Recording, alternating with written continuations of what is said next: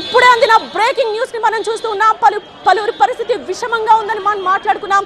కానీ ఈ ఢిల్లీలో జరిగిన భారీ పేలుడులో 9 మంది మృతి చెందారు. మరో 5గురి పరిస్థితి విషమంగా ఉన్నట్టుగా తెలుస్తోంది. ఇది ఇప్పుడే అందిన ఇన్ఫర్మేషన్. సో చాలా భారీ పేలుడుగా మనం ఇది చూడాల్సిన అవసరం కనిపిస్తోంది. ఎక్స్ప్లోజివ్ మెటీరియల్స్ భారీగా ఉంటేనే ఇంత పెద్ద బ్లాస్ట్ జరుగుతుంది. ప్రస్తుతం మనం ఒక బాక్స్ లో బ్లాక్ అండ్ వైట్ లో మనం చూడొచ్చు. అక్కడ బ్లడ్ మార్క్స్ ని అండ్ అలాగే రెస్క్యూ జరుగుతున్న తీరుని మనం చూడొచ్చు. కాలిపోయిన తరువాత మొత్తం మంటల్ని అదుపులోకి తీసుకొచ్చిన తరువాత సిచ్యువేషన్ ఏంటి అన్నది మనం చూస్తూ ఉన్నాం. మంటలు ఎగిసిపడుతున్నప్పుడు దృశ్యాలను కూడా మనం చూడొచ్చు. ఒక్కసారిగా ఈ భారీ పేలుడు తరువాత అందరూ పానిక్ కి గురైన తర్వాత ఎక్కడికక్కడ పరుగులు పెట్టిన దృశ్యాన్ని కూడా మనం చూడొచ్చు. కానీ ఢిల్లీలో జరిగిన భారీ ఈ పేలుడు ఘటనలో 9 మంది మృతి చెందినట్టుగా తెలుస్తోంది. మరో 5 మంది పరిస్థితి విషమంగా ఉన్నట్టుగా చెప్తూ ఉన్నారు. సో ఢిల్లీ ఎర్రకోట దగ్గర జరిగింది ఈ భారీ పేలుడు. అయితే ఈ పేలుడుకు కారణం ఏంటి అన్నది తెలుసుకోవాల్సిన అవసరం కనిపిస్తోంది. మొత్తం దేశవ్యాప్తంగా ఎక్కడికక్కడ ఉగ్ర లింకులు భగ్నం చేస్తూ వస్తూ ఉన్నారు. పోలీసులు అలర్ట్ గా ఉన్నారు. కానీ ఒక్కసారిగా నిన్న ఉగ్రవాదుల్ని పట్టుకున్నారు. కానీ ఒక్కసారిగా ఈ ఘటన జరగడంతో దేశవ్యాప్తంగా మళ్ళీ ఒక్కసారిగా ఉలికి పడినట్టయింది. ఏం జరుగుతుందో ఏం జరగబోతుందో అన్న ఆందోళన మొదలైంది ప్రజల్లో. మెట్రో స్టేషన్ చాలా బిజీగా ఉండే ఏరియా ఇది, ఎర్రకోట మెట్రో స్టేషన్. సరిగ్గా అందరూ ఆఫీసుల నుండి ఇళ్లకు వెళ్లే సరిగ్గా టైం చూసుకుని ఈ పేలుడు జరిగిందా అన్న అనుమానాలు వ్యక్తమవుతున్నాయి. ఈ మెట్రో స్టేషన్ దగ్గర జరిగిన పేలుడులో మొత్తం 9 వాహనాలు పూర్తిగా దగ్ధమైపోయాయి. 9 మంది మృతి చెందారు. మరో 5గురి పరిస్థితి విషమంగా ఉంది. Right now associate editor Mahatma live లో జాయిన్ అవుతున్నారు. మరిన్ని డీటెయిల్స్ తో మహాత్మా, ఒకరు మృతి చెందారని మనం ఇందాక మాట్లాడుకున్నాం. కానీ ఇప్పుడు ఆ సంఖ్య 9కి పెరిగింది. ఏం జరుగుతోంది? ఇంకా గాయపడ్డ వాళ్ళ పరిస్థితి ఏంటి? గాయపడ్డ వాళ్ళని దగ్గరలోనే ఉన్న ఎల్ఎన్జేపీ హాస్పిటల్కి తరలించారు. అక్కడ వారికి చికిత్స అందించే ప్రయత్నం చేస్తున్నారు. బ్లాస్ట్ ఇంటెన్సిటీని బట్టి చూస్తుంటేనే అక్కడ ఎంత తీవ్రమైన పేలుడు సంభవించిందో అర్థమవుతుంది. 9కి పైగా వాహనాలు ధ్వంసం అయిపోయాయి, తునాతునకలు అయిపోయాయి. ఖచ్చితంగా ఒక వెహికల్లో ఎక్స్ప్లోజివ్స్ని తీసుకుని వచ్చి టైమర్ పెట్టి పేల్చి ఉంటారన్న అనుమానాలే వ్యక్తమవుతున్నాయి. ఆ హై ఇంటెన్సిటీ ఎక్స్ప్లోజివ్ కారణంగానే ఇన్ని వాహనాలు ధ్వంసం అవడం, ఇంతమంది చనిపోవడం అన్నది మనం అర్థం చేసుకోవచ్చు. ఇప్పటి వరకు 8 మంది మృతి చెందినట్టు అధికారికంగా ధృవీకరించారు.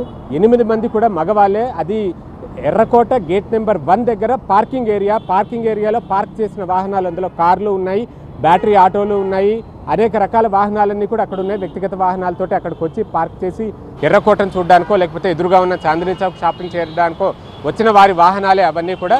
అక్కడున్న వాళ్ళంతా ఆ బ్లాస్ట్ ఇంటెన్సిటీకి, దృశ్యాల్లో మనం ఫస్ట్ విజువల్స్లో చూస్తే కనుక ఒక పెద్ద అగ్ని ప్రమాదం జరిగినట్టు పెద్ద ఎత్తున మంటలు కూడా చెలరేగాయి.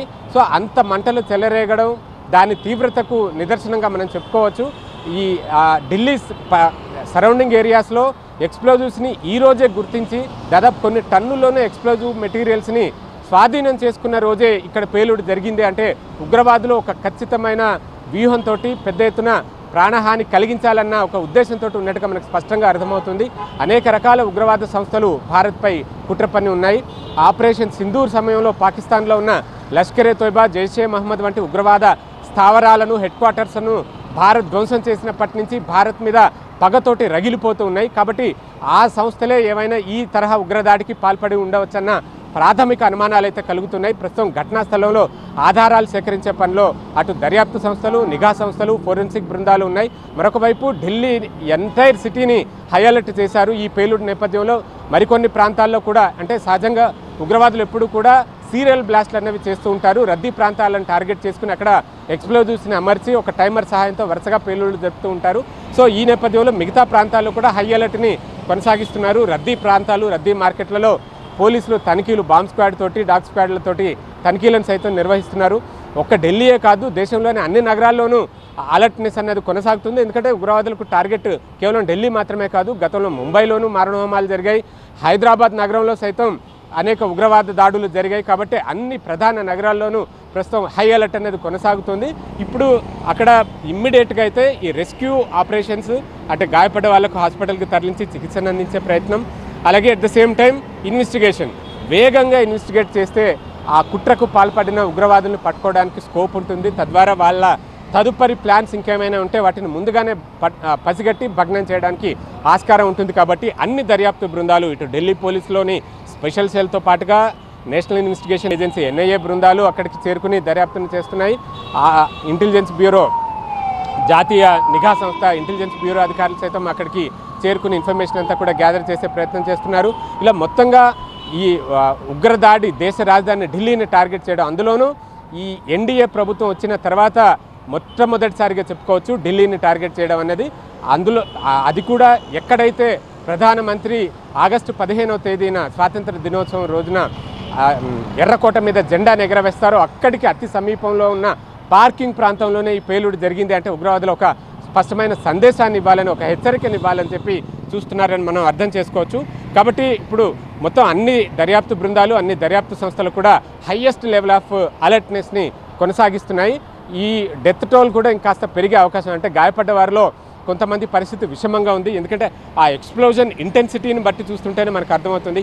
కార్లే అంటే ఉక్కు ఇనుముతో తయారైన వాహనాలే తునాతునకలైపోయినప్పుడు ఆ పరిసర ప్రాంతాల్లో ఉండే మనుషులు ఎంత ఛిద్రమైపోతారో మనం అర్థం చేసుకోవచ్చు. ఇంకా ఆ ఘటనా స్థలాన్ని క్లియర్ చేసే కొద్దీ కూడా ఈ డెత్ టోల్ అనేది, మృతుల సంఖ్య అనేది మనకి ఇంకాస్త క్లారిటీ వచ్చే అవకాశం ఉంది. ఇప్పటికైతే 8 మంది చనిపోయినట్లుగా అధికారులు వెల్లడించారు. ఆ 8 మంది కూడా మగవాళ్ళే, పార్కింగ్ ఏరియాలో ఉన్నారు కాబట్టి వాహనాలను నడుపుతూ తీసుకొచ్చిన వాళ్ళన్నా అయి ఉండొచ్చు, లేదా ఈ క్యాబ్స్కి సంబంధించిన డ్రైవర్లైనా అయి ఉండొచ్చు. వాళ్ళు ఎవరు ఏంటి అనేది ఐడెంటిఫై చేసే ప్రయత్నం కూడా ఒకవైపు జరుగుతుంది. ప్రస్తుతానికి మృతుల సంఖ్య 8, గాయపడ్డవారు ఎల్ఎన్జేపీ హాస్పిటల్లో చికిత్స పొందుతున్నారు. వారిలో కొంతమంది పరిస్థితి విషమంగా ఉందని వైద్యులు చెప్తున్న సమాచారం ప్రకారం తెలుస్తోంది.